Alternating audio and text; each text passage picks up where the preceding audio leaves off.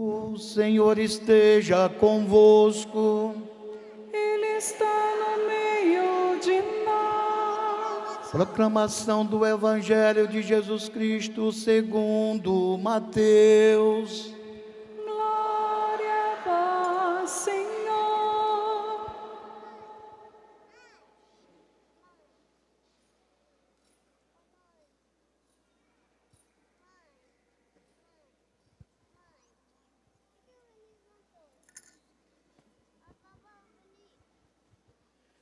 Naquele tempo, Jesus disse aos seus sacerdotes e aos anciãos do povo: escutai esta outra parábola. Certo proprietário plantou uma vinha, pôs uma cerca em volta e fez nela um lagar para esmagar uvas, e construiu uma torre de guarda. Depois arrendou-a às videiras e viajou para o estrangeiro. Quando chegou o tempo da colheita, o proprietário mandou seus empregados aos vinhateiros para receber seus frutos. Os vinhateiros, porém, agarraram os empregados, espancaram a um, mataram o outro e ao terceiro apedrejaram. O proprietário mandou de volta outros empregados em maior número de que os primeiros, mas eles o trataram da mesma forma. Finalmente, o proprietário enviou-lhe o seu filho, pensando: o meu filho eles vão respeitar. Os vinhateiros, porém, ao ver o filho, disseram entre si: este é o herdeiro, vinde, vamos matá-lo e tomar posse da sua herança. Então agarraram o filho, jogaram-no fora da vinha e mataram. Pois bem, quando o dono da vinha voltar, o que fará com estes vinhateiros? Os sumos sacerdotes e os anciãos do povo responderam: com certeza mandará matar de modo violento esses perversos e arrendará a vinha a outros vinhateiros, que lhe entregarão os frutos no tempo certo. Então Jesus lhe disse: vós nunca leste nas Escrituras: a pedra que os construtores rejeitaram tornou-se a pedra angular. Isto foi feito pelo Senhor e é maravilhoso aos nossos olhos. Por isso eu vos digo: o reino de Deus vos será tirado e será entregue a um povo que produzirá frutos. Palavra da salvação. Glória a vós, Senhor. No ano de 1985, eu concluí o curso de agronomia, do qual sinto saudades, mas a minha vocação para o sacerdócio aconteceu alguns meses antes da formatura. Naquela época, fazíamos estágios em vários lugares do Nordeste para conhecer técnicas ligadas à produção e reprodução de vegetais. O pé de uva marcou a minha formação agronômica. E esse evangelho é uma ocasião rara para o bispo que nunca exerceu agronomia, mas se formou nessa área tão importante, conjugue conhecimentos científicos da área agronômica com a teologia para tirar lições das 4 leituras que nós acabamos de ouvir. Nunca exerci agronomia, porque o Senhor me escolheu para uma outra seara, para cortar, para podar, para enxertar. A imagem que Jesus utiliza no capítulo 15 do Evangelho segundo João se adequa bem ao Evangelho que nós acabamos de ouvir e à temática das 4 leituras. A vinha do Senhor é a casa de Israel. O salmo que nós cantamos, extraído do Salmo 79, arrancastes do Egito esta videira, expulsastes as nações para plantá-la, mas também destruístes sua cerca. E depois a súplica: voltai-vos para nós, visitai a vossa vinha e protegei-a.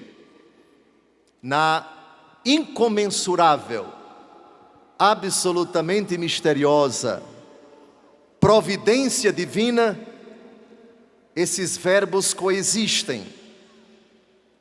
Por isso, cercar e derrubar a cerca,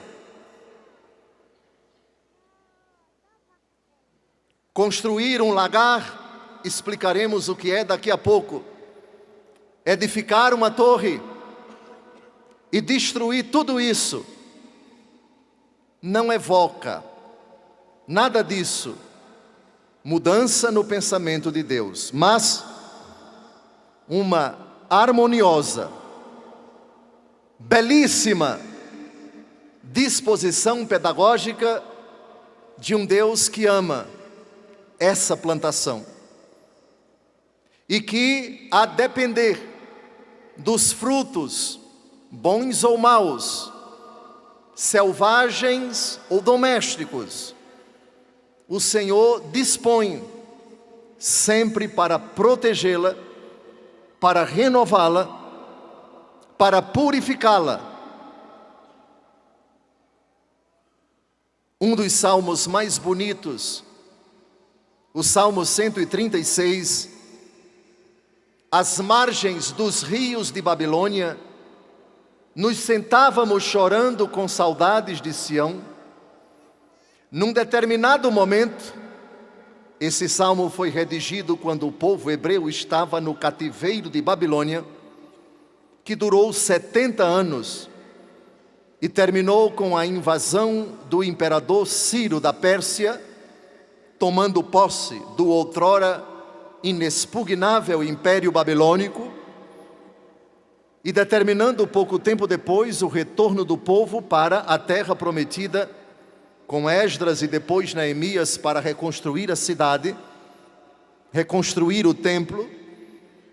Pois bem, naquele contexto desolador, o Senhor Deus nesse salmo faz uma pergunta: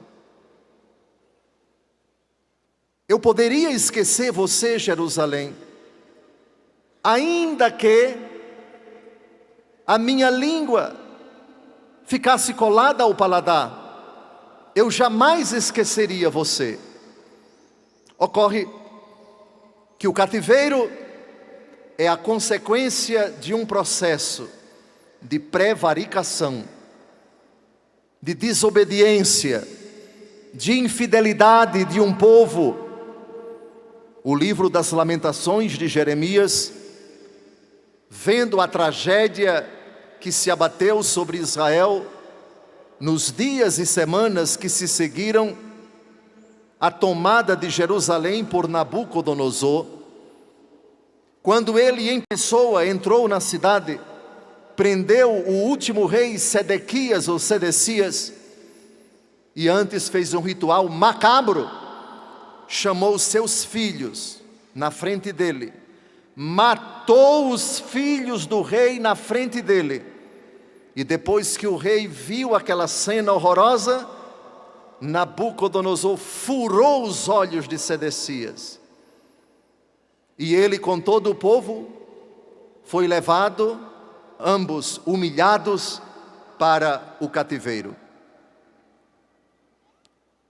Deus em tudo isso se revela como um pedagogo sábio, que ama o povo enviando os profetas para advertir o povo de que suas infidelidades vão acarretar a desgraça, a ruína de Israel, e diante da recusa a ouvir, a acatar a voz dos profetas, veio a desgraça, veio a tragédia, que aconteceu durante 70 anos, e depois o Senhor disse, basta. Outro salmo, o Salmo 126, diz: os que semeiam entre lágrimas, ceifarão com alegria. Quem parte, parte chorando. Quem volta, volta sorrindo. É um salmo que descreve o itinerário que conteve altos e baixos na vida de um povo que, enquanto obedecia, acolhia, reverenciava, meditava e praticava a voz dos profetas, que nada mais era do que renunciar ao pecado, obedecer à lei, ser fiel a Deus, temê-lo, não buscar a idolatria, renunciar a toda forma de opressão. O desprezo e o deboche custaram caro. Amados, antes de entrarmos nas 4 leituras que nós acabamos de ouvir, e sem dúvida alguma uma das frases mais espantosas é precisamente esta: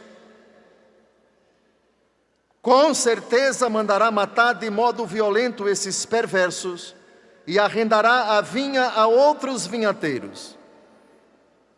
É uma frase dos anciãos e dos sacerdotes. Jesus não concorda com ela. Deus não tem propósitos de destruição. Ele não se alegra com a morte do pecador, mas que ele se converta e viva, dizem os profetas. Mas é o que vem depois, precisamente citando um dos salmos messiânicos que falam de Jesus. A pedra que os construtores rejeitaram tornou-se a pedra angular. Isto foi feito pelo Senhor e é maravilhoso aos nossos olhos. Rejeição da parte dos homens, Deus tira dessa rejeição um bem maior. Romanos, capítulo 8, versículo 28. Deus coopera em tudo para o bem daqueles que o amam. Até do mal que nós cometemos, Deus sabe tirar um bem maior. Se a desgraça moral é permitida por Deus, isso denota, primeiro, o grande respeito dele pela nossa, aspas, autonomia, autó próprio, nomos lei. Deus nos dá uma certa liberdade, uma capacidade de autodeterminação que, mal utilizada, acaba produzindo aquilo que São Paulo diz na carta aos Gálatas, capítulo 6, versículo 7, de Deus não se zomba. O que o homem semeia, isso ele colherá. Atentos, a bem-aventurada Virgem Maria aos pastorinhos de Fátima, numa de suas aparições que aconteceram entre 13 de maio a 13 de outubro, sempre no dia 13, com exceção do mês de agosto, que acabou acontecendo no dia 19, porque as crianças foram presas pelo prefeito, cheio de inveja e de raiva contra a igreja, Mas numa dessas aparições, Nossa Senhora pedia oração e penitência para aplacar a ira de Deus, o castigo de Deus que poderia se abater sobre a Europa e sobre o mundo inteiro. Essa nem foi a primeira vez, nem será a última. Falar de castigo de Deus sobre a humanidade parece para alguns démodé, mas é preciso entender em que sentido o castigo de Deus deve ser compreendido. O castigo é, antes de tudo, uma privação. Depois, é uma punição permissiva, como consequência de um processo de afastamento do coração do homem da presença de Deus. Romanos, capítulo 1, versículo 18. A ira de Deus se abate do alto do céu contra toda a impiedade e perversidade dos homens, porque eles trocaram a verdade pela mentira. Ira de Deus. Por favor, quando chegar em casa, no final deste acampamento de cura e libertação, leiam o capítulo 6 do Apocalipse de São João. Quem estará livre da ira do Cordeiro? Aproxima-se o dia da grande ira. O Deus irado. Mas irado contra quem? Contra ninguém. Mas contra o quê? Romanos, capítulo 1, versículo 18. A ira de Deus se acende do alto do céu contra toda a impiedade e perversidade dos homens. A ira de Deus é o seu amor que não compactua com o pecado. A ira de Deus é o amor que se abrasa e diz: não, isso não posso aprovar, isso não posso tolerar, com isso não posso concordar. Por isso, a ira não é contrária à bondade de Deus, ela é uma expressão de sua misericórdia. Aqui está a primeira leitura de hoje, com categorias bem apropriadas a este meu raciocínio. Vou mostrar-vos o que farei com minha vinha. Vou desmanchar a cerca, ela será pisoteada. Vou deixá-la inculta e selvagem. Ela não terá poda nem lavra. Espinhos e sarças tomarão conta dela. Não deixarei as nuvens derramar a chuva sobre ela. Sabem o que é isso? A permissão de Deus, diante de tantas bênçãos concedidas, diante de tantas graças derramadas em favor de Israel, e por sua vez a resposta foi desdém, foi deboche, foi pouco caso, foi afronta, foi rejeição e perseguição implacável aos ministros de Deus, no caso, os profetas. Não há incompatibilidade entre cercar, limpar de pedras, plantar videiras escolhidas, edificar uma torre no meio e construir um lagar, e abandonar tudo isso. Uma parábola no Novo Testamento, no capítulo 15 do Evangelho segundo Lucas. A parábola do filho pródigo, na frase do garoto imaturo e irresponsável: dá-me a parte da herança que me cabe. Esta atitude de Israel bem se aplica. O cuidado de Deus, cercar de carinhos um povo, dispor tudo para que esse povo produza.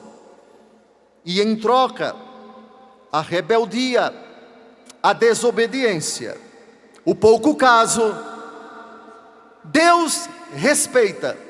Como que a dizer, é isso mesmo que você quer? Nessa imagem da primeira leitura, o Senhor Deus não diz nada para Israel, senão isso: que poderia eu ter feito a mais por minha vinha e não fiz? É impossível, diante dessa pergunta, não pensar no choro de Jesus sobre Jerusalém. Jerusalém, Jerusalém, que matas os profetas. Tantas vezes eu quis reunir os vossos filhos, como uma galinha reúne os pintinhos debaixo de suas asas, e não quisestes. Aí ele anuncia a desgraça. É o lamento de um Deus que no final, no ocaso de sua vida pública, percebe, com raríssimas exceções, foi desprezado. Fizeram pouco caso. Quem já foi a Jerusalém e viu a cidade do Jardim das Oliveiras, é uma cena belíssima. Parece que foi dali que Jesus viu e chorou. No lugar que, segundo a tradição, Jesus teria chorado, tem uma igreja católica romana, chamada Dominus Flevit, isto é, o Senhor chora. O Senhor chorou. Amados, o choro do Senhor diante do avanço da iniquidade, por favor, reputem-no como o maior impacto das leituras que nós acabamos de ouvir.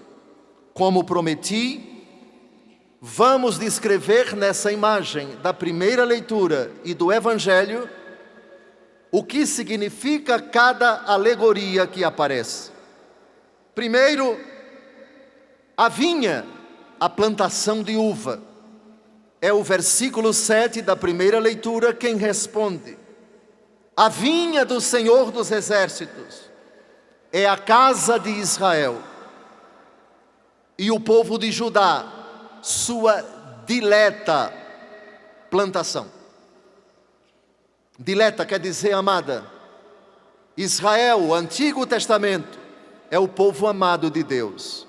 Mas por favor, nunca percam de vista o profeta Malaquias, capítulo 3, versículo 6. Eu sou o Senhor e não mudo. Eu sou o Senhor e não mudo. Deus não muda quando cerca de carinhos e depois pune, corrige, abandona. Primeiro que não se aplica depois para Deus. Depois é advérbio de tempo. E Deus é o Senhor do tempo. Nele não existe antes e depois. Hebreus capítulo 13, versículo 8. Jesus Cristo é o mesmo ontem, hoje e por toda a eternidade. Não há mudança em Deus. O que muda no tempo são as manifestações da sua imutável pedagogia. O professor que ama a turma e leciona para uma turma obediente, a didática é uma, as explicações são umas, o gosto por ensinar é um, mas se a turma muda e se torna rebelde, desobediente, recalcitrante, desleixada, que não quer nada com a vida, o amor do professor não muda, mas a sua pedagogia sim. Agora vamos a uma prova, e aí eu vou entrar com 3 quentes e 6 fervendo, vou colocar daquelas questões, vamos ver. Na minha terra se diz, remédio para doido é outro na porta. Aí tome prova difícil, tome arguição daquelas de descascar. Pois bem, Aí eles ficam doidos, aprenderam a lição, agora tudo murcho, tudo caladinho, porque sabem que com aquele professor não se brinca. Isso sim é pedagogia. Naquele tempo, não era aluno que mandava em professor. Naquele tempo, o professor era respeitado. E os pais, quando reclamavam, não reclamavam do professor, de outras coisas. Quando eles eram chamados à escola, eles davam razão à escola, ao professor, e não ao filho. Ó tempore, ó mores, ó que tempos difíceis estamos vivendo. Pois bem, a casa do Senhor é a casa de Israel, eternamente amada. Jeremias, capítulo 31, versículo 3. Eu te amo com eterno amor, e para ti estendi o meu favor. Portanto, não há mudança em Deus. Na primeira leitura, quando ele começa, cercou-a, limpou-a de pedras, plantou vinhas escolhidas, edificou uma torre no meio, construiu um lagar. E a partir do versículo 6, vou deixá-la inculta e selvagem. Ela não terá poda nem lavra, espinhos e sarças tomarão conta dela. Não deixarei as nuvens derramar a chuva sobre ela. Por favor, aprendam a ler nos acontecimentos da história as advertências de Deus, a pedagogia de Deus, as correções de Deus. 10 pragas o Senhor enviou para o Egito. Quem disse que essa pedagogia acabou? Hoje é até politicamente incorreto, segundo alguns, falar de castigo de Deus, falar de ira de Deus. Errado. Quem quer ser fiel a Jesus, ouve Jesus. E Jesus assume essa imagem da primeira leitura de hoje, integralmente, dando, porém, um significado neotestamentário com uma imagem muito bonita, a da pedra angular, a da pedra do ângulo, de que falaremos daqui a pouco. O cântico da vinha de um amigo meu. Deus é nosso amigo. Jesus disse aos apóstolos, inclusive Judas. Aí está um adjetivo bonito que Jesus chamou a Judas. Dirigiu a Judas: já não vos chamo servos, porque os servos não sabem o que pensa o seu Senhor. Chamei-vos amigos, porque vos dei a conhecer tudo quanto ouvi do meu Pai. Amizade e filiação. Deus será para sempre amigo de Satanás.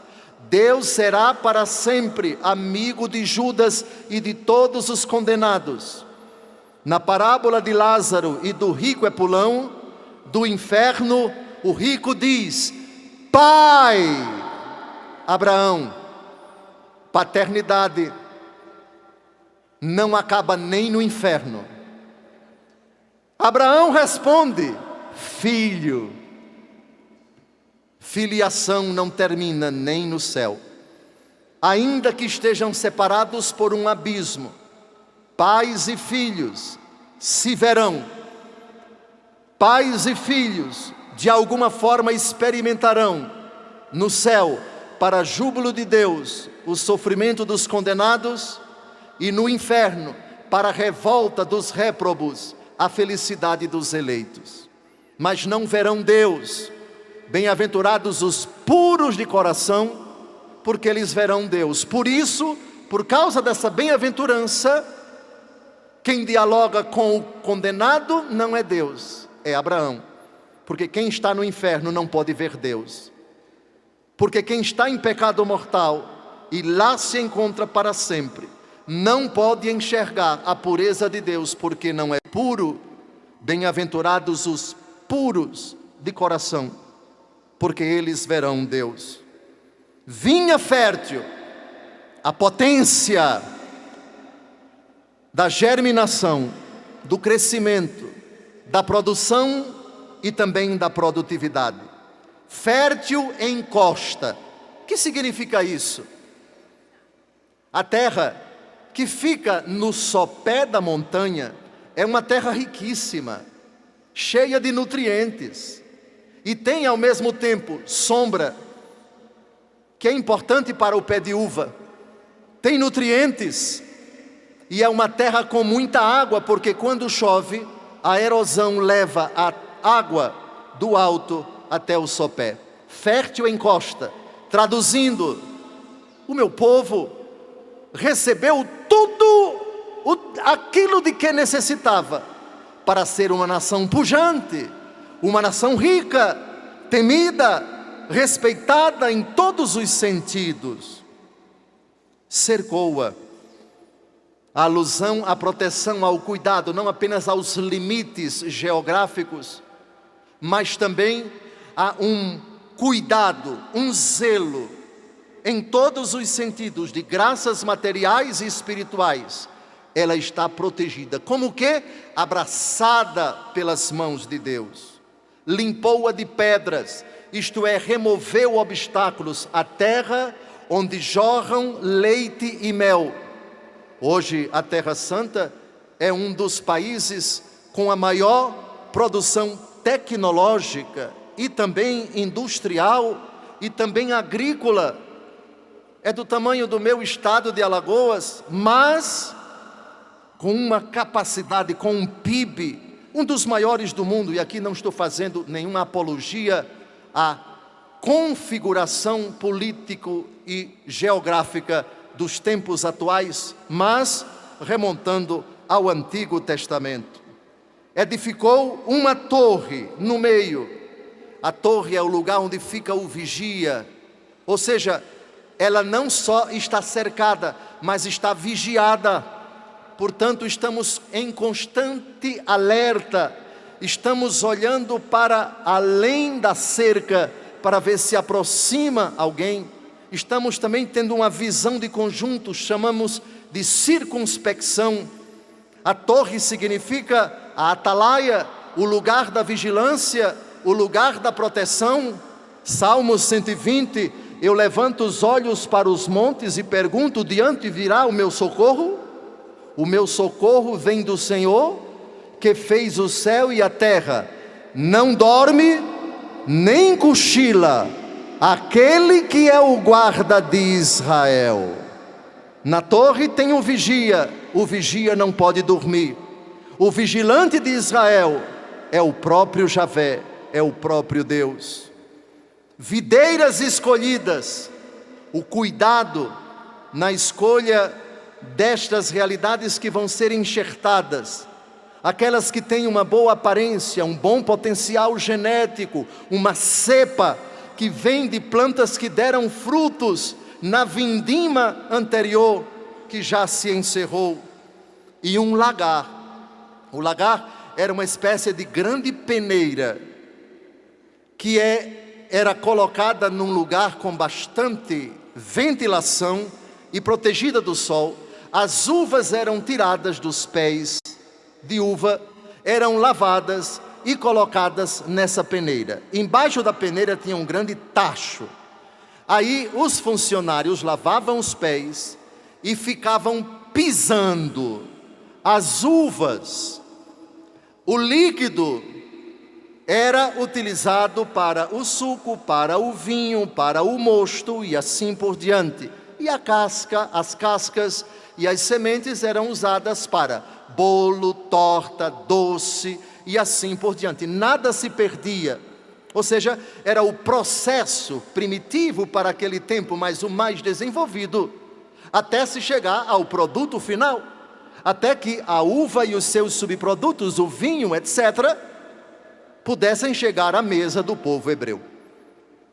E a uva, nós sabemos, é uma das frutas com maior quantidade de nutrientes. Consultem, por favor, algum nutricionista ou algum profissional da área. Leite, mel, pão e uva. Uma pessoa consegue sobreviver só com isso? Do ponto de vista dos nutrientes necessários para o corpo, eles estão todos uns mais, outros menos, nessas 4 realidades. Por isso, Eucaristia com pão e vinho. Terra Santa, a terra onde jorram leite e mel. Vejam a sabedoria de Deus Todo-Poderoso. Estamos tratando agora da uva. Uva pisada, matéria do vinho, que Jesus vai utilizar na última ceia. Tomai todos e bebei, este é o cálice do meu sangue, o sangue da nova e eterna aliança. E o verbo que Jesus utiliza, derramado, é o mesmo verbo que na vindima, que no lagar, no Antigo Testamento é utilizado. Conclusão: construiu um lagar. O texto não diz que o lagar foi usado. Claro que não! Porque o Senhor esperava, eu contava uvas de verdade, mas porque produziu elas uvas selvagens? O autor faz uma pergunta e não responde. Sabe por que não responde? Porque o pecado não tem explicação. Amigo, como você entrou aqui na sala de núpcias sem as vestes? Qual foi a atitude dele? Ele não respondeu palavra alguma. Depois, tirem-no daqui, amarrem-no e mandem-no para o lugar de ranger de dentes. A pergunta então, o lagar foi construído, mas para que fosse transformado o fruto do trabalho do homem, nós padres recitamos quando elevamos o cálice com vinho. Vou dizer para vocês qual é a oração. Bendito sejais, Senhor Deus do Universo, pelo vinho que recebemos de vossa bondade, fruto da videira e do trabalho humano, que agora vos apresentamos, e para nós se vai tornar vinho da salvação. O lagar foi construído não para que ninguém morresse, mas se Deus construiu o lagar para que ele fosse fonte de vida, e o lagar não foi usado, o próprio Jesus é quem vai usar esse lagar, o próprio Jesus é quem vai derramar o seu sangue. A vinha do Senhor, que é a casa de Israel, ela não será abandonada por mim, apesar de inculta e selvagem. Eu esperava deles frutos de justiça, e eis a injustiça. Esperava obras de bondade, e eis a iniquidade. Agora aplique isso para o Calvário. Eu esperava deles fruto de justiça. 1 aos Coríntios, capítulo 1. Os judeus pedem sinais, os pagãos pedem sabedoria. Nós, porém, pregamos Cristo crucificado, escândalo para os judeus, loucura para os pagãos. Mas para aqueles que creem, quer judeus, quer pagãos, é poder, é justiça, é sabedoria de Deus. Se Israel não faz e não quer viver com tanta coisa pronta, tanta coisa boa que Deus concedeu, e está na injustiça, está na iniquidade, produziu uvas, frutas selvagens, e não uvas verdadeiras, Deus se compadece desse povo, e desce Ele mesmo, para ser, João capítulo 15, eu sou a videira, meu Pai é o agricultor. Agora, a morte de Jesus é o lagar, onde o seu corpo é amassado. Uma das frases mais espantosas do Antigo Testamento, Isaías capítulo 53, versículo 10. Esse texto é horripilante e ao mesmo tempo belo. É o 4º canto do servo sofredor. A frase é a seguinte: aprove a Deus esmagar o seu filho, o servo, pelo sofrimento. A frase é forte, Deus Pai se agradou de esmagar, ou seja, o que os pés dos escravos no Antigo Testamento faziam com a uva, esmagar, é o mesmo verbo utilizado na profecia de Isaías 53, versículo 10, que só é lida um dia no ano, a ação litúrgica da paixão-morte do Senhor, sexta-feira da paixão, primeira leitura. Isaías 52, versículo 13, a Isaías 53, versículo 12. Deus se agradou de esmagar o Filho. Como é possível isso, que diz a humanidade? Não. Há duas formas de você esmagar. Uma querendo, outra permitindo. No versículo 5 desse mesmo canto, ele foi morto por causa dos nossos pecados. São nossos pecados que esmagam Jesus até a morte. E o Pai se agrada disso, não pelo sofrimento enquanto tal, mas por causa de João 3,16. Tanto Deus amou o mundo, que enviou o seu Filho, para que todo o que nele crê não pereça, mas tenha a vida eterna. O Pai se agrada em ver o Filho esmagado, porque enxerga nesse ato a obediência do Filho e o amor de ambos pelos homens. A única forma de Deus reconciliar a humanidade consigo, esmagando o próprio Filho. Quem pode compreender esse amor?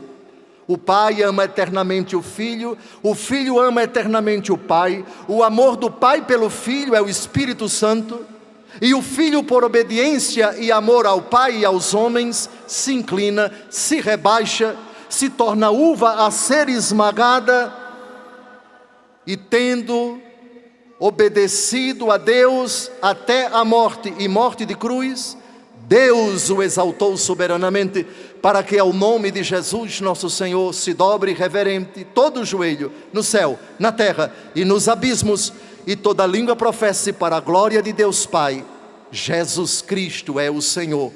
Filipenses capítulo 2, versículo 11.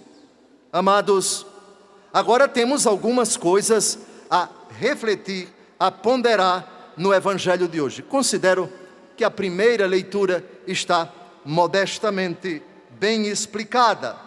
Chegamos então ao Evangelho, que tem algumas características diferentes.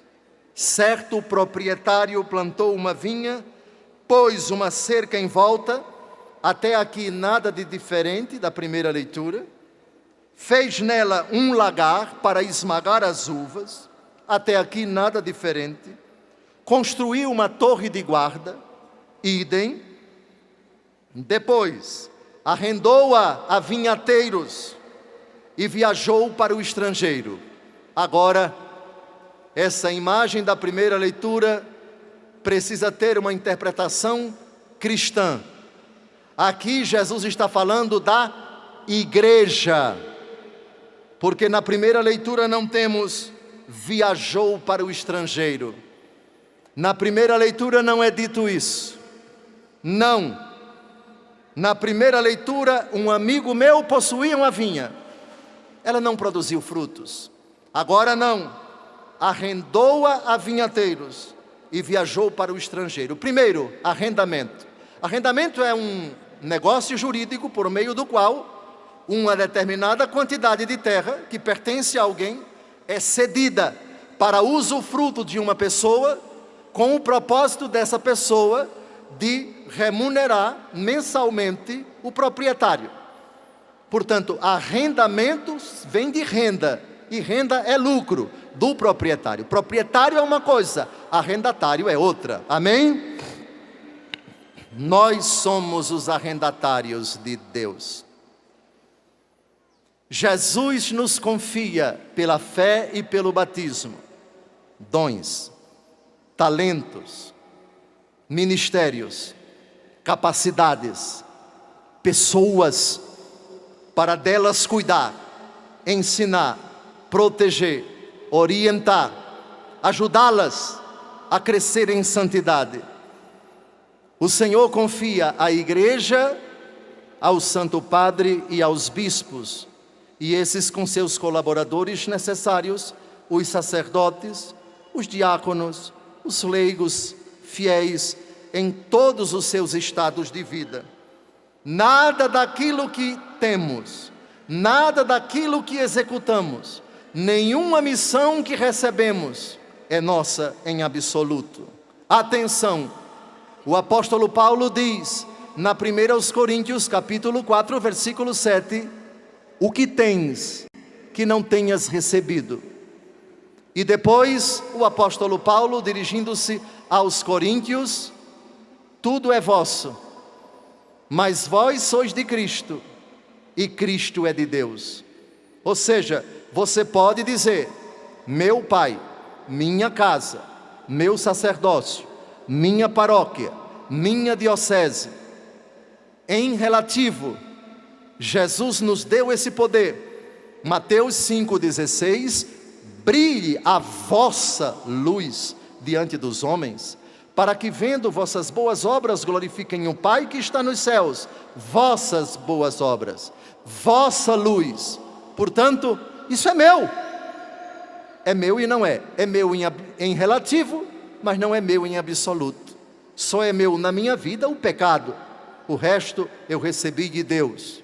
Por isso, São Paulo precisamente diz, eu, para quem vivi na graça, eu vivo. Mas já não sou eu que vivo, é Cristo que vive em mim.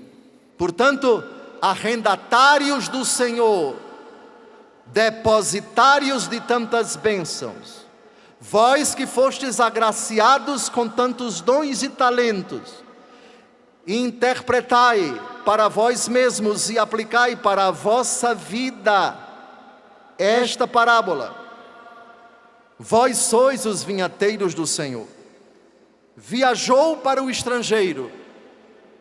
Jesus subindo ao céu, no capítulo 1 dos Atos dos Apóstolos, abençoando todos eles.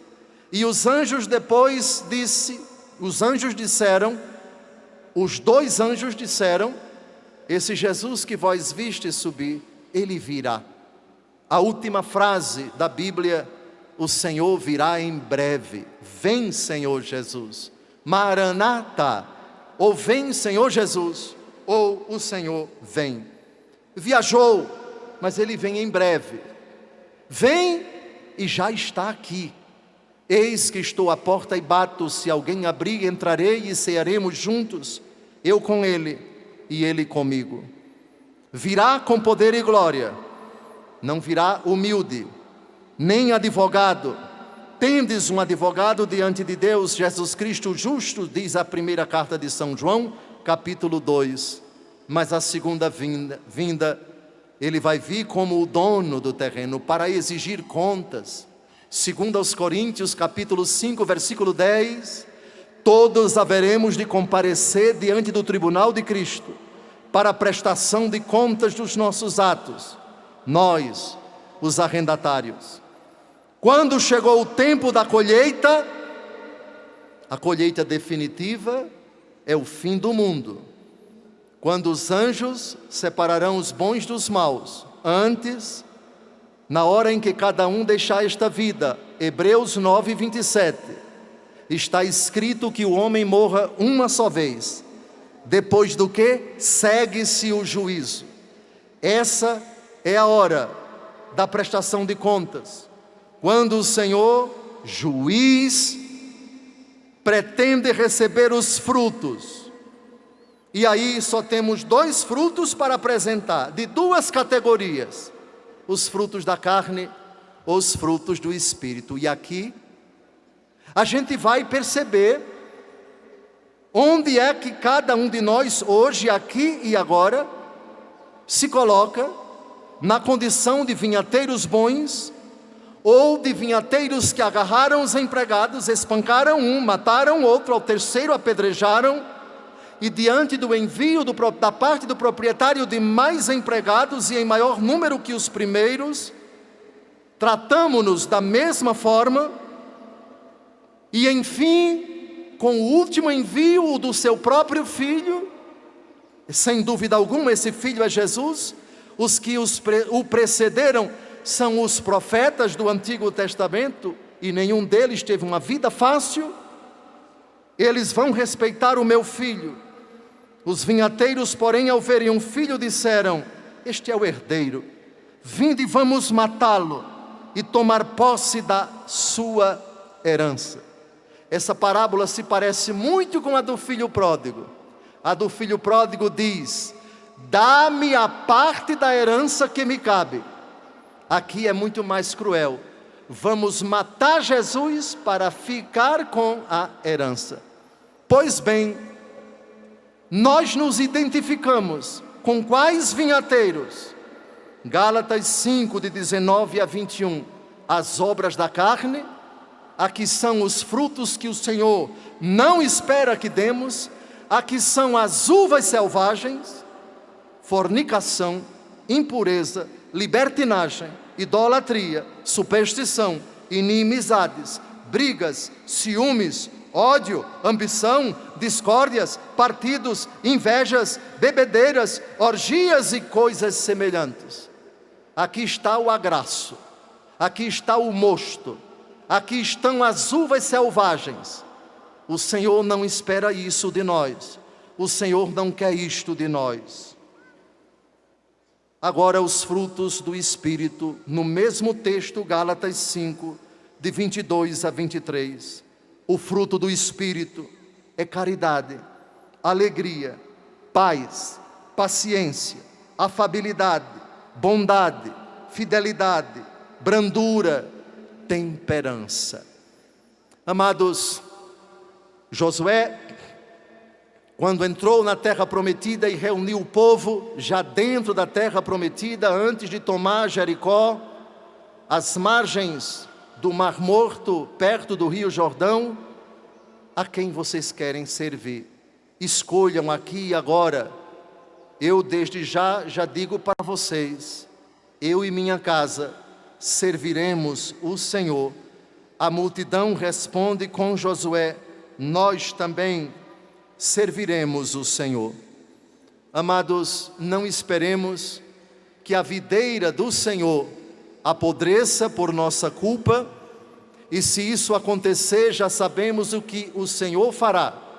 Todo ramo que não der fruto em mim, Ele corta, e o que dá fruto Ele poda, para que dê mais fruto ainda. Corte significa isso não presta, é o rompimento completo, é a desvinculação do ramo que não presta com a videira que é Jesus. Mas se o corte acontece, foi por inoperância, foi por infrutuosidade do ramo, não foi por falta do alimento que veio da videira. Poda é diferente, são os cuidados para não cortar o broto, que é aquele elo entre o caule e os ramos. Ali é fundamental para que toda a alimentação que vem por dentro do caule chegue até as uvas e elas cheguem à maturidade. Caminhamos, com isso já termino a minha homilia, para momentos difíceis da humanidade. Entendam essa advertência do Senhor como uma profecia a respeito do que pode acontecer, ou não me foi dado saber o que já está acontecendo como sinais de advertência de Deus para a humanidade. Os sinais que antecedem a vinda do Filho do Homem, com todas as tragédias, com todas as realidades difíceis, dolorosas, que levam a humanidade a chorar e a se penitenciar. Por isso, imploro com o salmista, na conclusão desta homilia: voltai-vos para nós, Deus do universo, visitai a vossa vinha e protegei-a. Foi a vossa mão direita que a plantou, protegei-a e ao rebento que firmastes. Cremos que é a mão do Imaculado Coração de Maria quem docemente se coloca no vosso coração traspassado pela lança, o vosso coração humilhado, profanado, desprezado, escarnecido, também pelas pessoas de quem menos se podia esperar. Tempos difíceis estamos a viver, mas vos fazemos uma promessa, ó videira divina, nunca mais vos deixaremos, Senhor Deus. Convertei-nos, ó Senhor Deus do universo, sobre nós iluminai a vossa face. Não permitais que os anjos exterminadores do Apocalipse, o anjo das desgraças, o anjo das tragédias, nos ares e nos mares, os anjos que podem permitir que a porta do abismo se abra e multidões de anjos malignos se soltem no mundo. Apocalipse 12:12. Ó terra, cuidado, o demônio partiu para o meio de vós cheio de grande fúria, porque sabe que pouco tempo lhe resta. Esta é a hora da batalha, esta é a hora de frutificar. Os frutos selvagens indicam: o demônio tem conquistado almas, tem destruído famílias, tem semeado a imoralidade e a perversidade, tudo que é contra Deus. E a vinha será devastada, a cerca será derrubada, a torre será desmoronada, o lagar para nada mais serve. Não permitamos que o mundo passe por essa desgraça. Senhor, visitai a vossa vinha, protegei-a e ao rebanho que firmastes.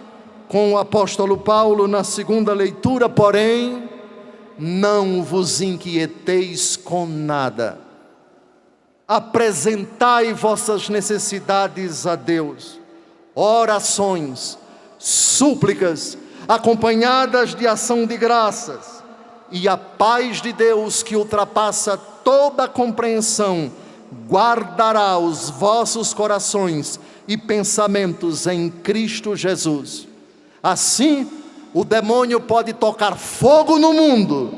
Se nossa família for de Deus, ela estará guardada, porque protegida por joelhos dobrados, mãos levantadas, súplicas constantes elevadas a Deus. Eu e minha casa não seremos tocados pelo inimigo. A maldade do mundo não destruirá, não causará discórdia, não produzirá uvas selvagens na minha vida, naqueles que amo, naqueles aos quais eu pertenço e pelos quais eu dedico boa parte da minha vida para vê-los felizes e salvos.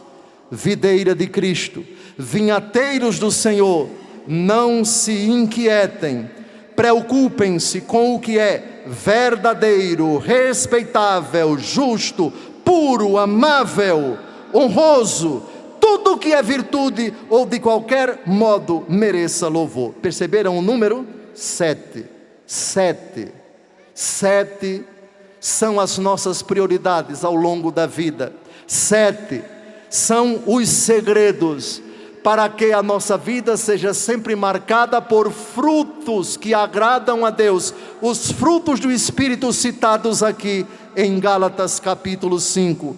Vamos lembrar, seja a nossa preocupação, e interpretemos também como o não buscar, porque para cada busca significa uma proibição. Verdadeiro, o contrário é o falso, é a mentira, é o embuste, é o pecado. Respeitável, o que é digno de respeito, aquilo que é honroso, no falar, no vestir, no andar, no frequentar determinados lugares, na seleção de coisas honrosas e dignas. Nisso consiste a nossa proteção. Justo, dê ao outro aquilo que é dele, mas principalmente dê a Deus o que é de Deus. Mateus capítulo 22, versículo 21, a César o que é de César, a Deus o que é de Deus. Preocupe-se com o que é puro, nada de malícia, de imoralidade, nem nos pensamentos, nem nas palavras, nem naquilo que você lê ou assiste, nem nos ambientes que você frequenta. o que é amável, aquilo que de fato agrada ao amor de Deus, aquilo que é honroso. Honra é dignidade, é probidade, não apenas diante das pessoas honradas da sociedade, mas é o pudor do coração, a inocência da alma, aquilo que nos torna respeitáveis diante de Deus. E tudo que é virtude, ou seja, a virtude é o hábito que inclina uma pessoa a agir bem. Pronto. É difícil, é complicado, é trágico, é preocupante o que está para acontecer sobre a face da terra. E em certos lugares já percebemos, isso já está em andamento. Mas 1 João capítulo 5, versículo 17, o mundo jaz sob o poder do maligno, mas nós somos de Deus. Sejam de Deus, sejam vinhateiros do Senhor. Não se preocupem com nada senão com esse segredo de 7 etapas, essa chave de 7 segredos do apóstolo Paulo. A vinha do Senhor é a casa de Israel, a vinha do Senhor sou eu. Eu sou a vinha onde Ele quer produzir frutos, e eu sou o vinhateiro chamado a cuidar com a cerca da minha proteção, com o lagar da minha execução, com a torre da minha vigilância, aquilo que Deus colocou sob os meus cuidados. Hei de fazê-lo, hei de buscá-lo, para além do que está para além da cerca. Aqui é comigo. Muito da minha vida depende de mim. Muito da minha vida eu posso e devo fazer, e com a graça de Deus posso, quero, buscarei e farei. Louvado seja nosso Senhor Jesus Cristo.